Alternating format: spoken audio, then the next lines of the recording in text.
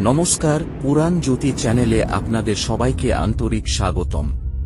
আজ আমরা জানব একটি খুবই গভীর প্রশ্নের উত্তর। ভগবান শিবকে জল ঢালার সময় আকন্দ ফুলের মালা কেন দেওয়া হয়? এই প্রশ্নের পিছনে লুকিয়ে আছে একটি সুন্দর কাহিনী এবং গভীর আধ্যাত্মিক শিক্ষা। অনেক বছর আগে ভারতের এক ছোট গ্রামে এক দরিদ্র ভক্ত বাস করতেন। তার নাম ছিল গোপাল।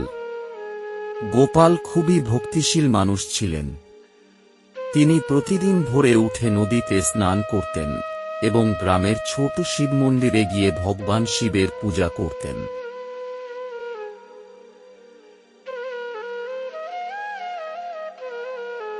কিন্তু গোপাল খুব গরিব ছিলেন।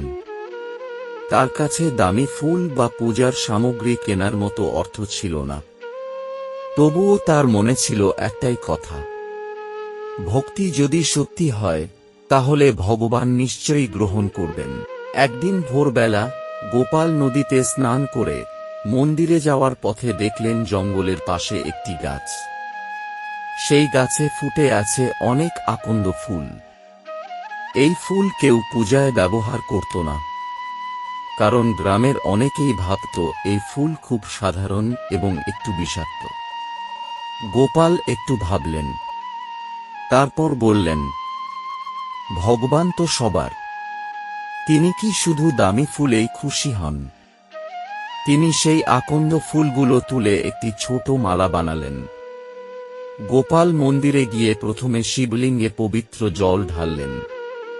তারপর খুব ভক্তিভরে সেই আকন্দ ফুলের মালা শিবের গলায় পরিয়ে দিলেন। তিনি চোখ বন্ধ করে প্রার্থনা করলেন, হে মহাদেব, আমার কাছে দামি কিছু নেই, এই সামান্য ফুলটুকু আপনি গ্রহণ করুন। গোপাল প্রার্থনা শেষ করতেই মন্দিরের ভিতরে এক অদ্ভুত শান্তি নেমে এল। মনে হল যেন পুরো মন্দিরে দেবীয় আলো ছড়িয়ে পড়েছে। গোপাল চোখ খুলে দেখলেন, শিবলিঙ্গের চারপাশে হালকা আলোর আভা। তার মনে হল যেন ভগবান শিব তার ভক্তিতে খুবই সন্তুষ্ট।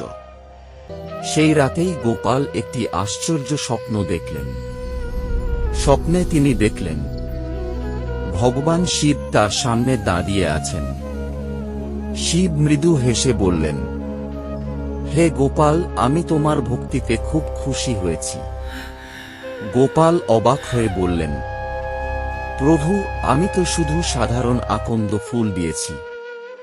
তখন শিব বললেন, ভক্তির কাছে দামি ফুলের মূল্য নেই। যে ফুল প্রকৃতির মধ্যে জন্মায়, যে ফুলে অহংকার নেই, সেই ফুলই আমার সবচেয়ে প্রিয়। ভগবান শিব আরো বললেন, আকন্দ গাছ জঙ্গলে জন্মায়, কেউ তাকে যত্ন করে না, তবুও সে ফুটে ওঠে। যে ভক্ত সরল মনে আমাকে আকন্দ ফুল দেয়, তার ভক্তি আমি সানন্দে গ্রহণ করি। পরদিন সকালে গোপাল সেই স্বপ্নের কথা গ্রামের সবাইকে বললেন। ধীরে ধীরে গ্রামের মানুষ বুঝতে পারল, ভগবান শিব ভক্তির মূল্য দেন, বিলাসিতার নয়। সেই থেকে অনেক জায়গায় মানুষ শিবলিঙ্গে জল ঢালার সময় আকন্দ ফুলের মালা দেয়। এই গল্প আমাদের শেখায়, ভগবানের কাছে বড় নয় ধন সম্পদ, সবচেয়ে বড় হল নির্মল ভক্তি।